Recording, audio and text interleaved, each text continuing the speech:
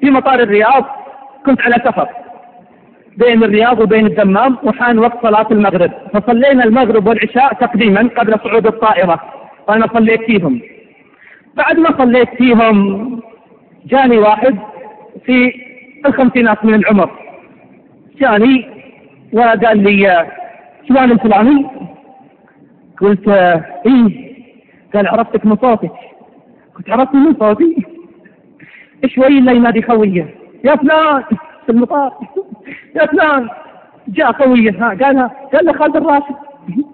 قال من خالد الراشد؟ قال مفرق الجماعات. قلت أعوذ بالله. قلت أعوذ بالله. ليش مفرق الجماعات؟ قلت حنا نجمع جماعات ما نفرقها الله يبارك فيك. قال لا قلت الشريط.